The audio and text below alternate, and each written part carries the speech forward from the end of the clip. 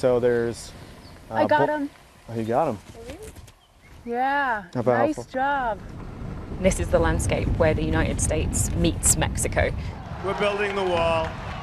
We're building the wall. In fact, it's going to start To soon. me, having a wall just makes no sense, because that won't stop the social problems, but will increase the problems for wildlife.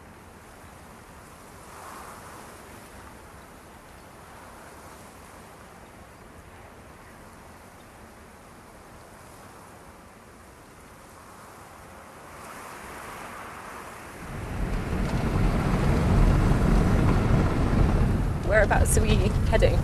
We're headed out to look for Sonoran pronghorn. And how hard to find are they? Well, there are less than 250 pronghorn in 2 million acres, so they're pretty low density species and can be very hard to find individuals just by going to a hilltop. We can look at and hopefully help understand what it's like to actually be a pronghorn in the Sonoran Desert along the U.S.-Mexico border. I got him. Oh, you got him. Yeah, nice job.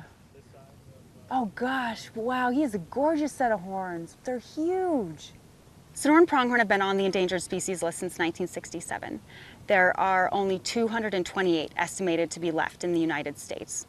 We're studying the effects of human activity on pronghorn in order to understand how this could be impacting their recovery.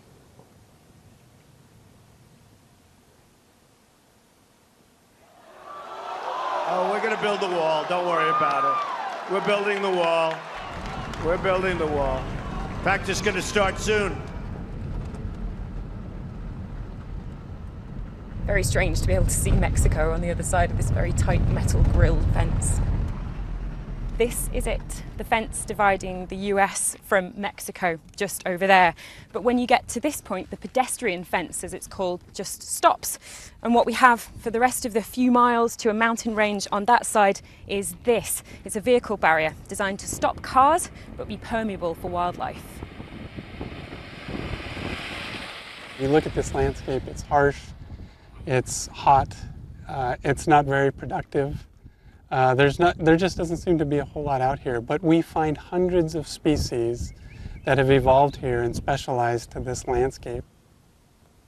Sometimes when humans alter the landscape like this and we suddenly change things, that's a great opportunity to be paying attention and see what happens. How much of an impact does cutting off an entire country have on an animal like the pronghorn that you study?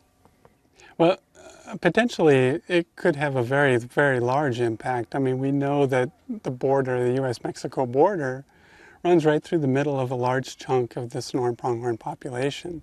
As far as we know, before there was any form of barrier along the border, pronghorn were moving freely across that border, and they still try to do that. So what we do know is that a barrier here is likely cutting off important parts of pronghorn range that they need to survive. That's critical because for species like pronghorn, being able to move where the forage is, being able to move where mates are, is a critical part of surviving.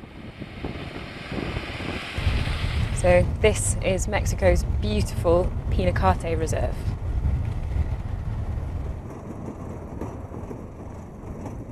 It's only really from above that you get a sense of the scale of this place. It's a huge desert where one antelope's home range could be as much as 2,000 square kilometers. It might traverse 2 countries, but the Sonoran Desert is one vast habitat. So today, Miguel, I think we're going to be heading to the mountain range down here to the south. Yeah, it's called the Sierra Blanca. Yeah. Here we have a biological corridor for the pronghorn. Half of it is in Mexico and half of it is in the United States. So if we put a barrier in the middle, a wall or a highway, the populations won't be able to move north and south, and that will certainly decrease their numbers. The pronghorn don't know where one country ends and where the other country starts. They don't know about boundaries. So to me, having a wall just makes no sense, because That won't stop the social problems, but will increase the problems for wildlife, for animals here, in both sides of the line, not just in Mexico, but also in the United States.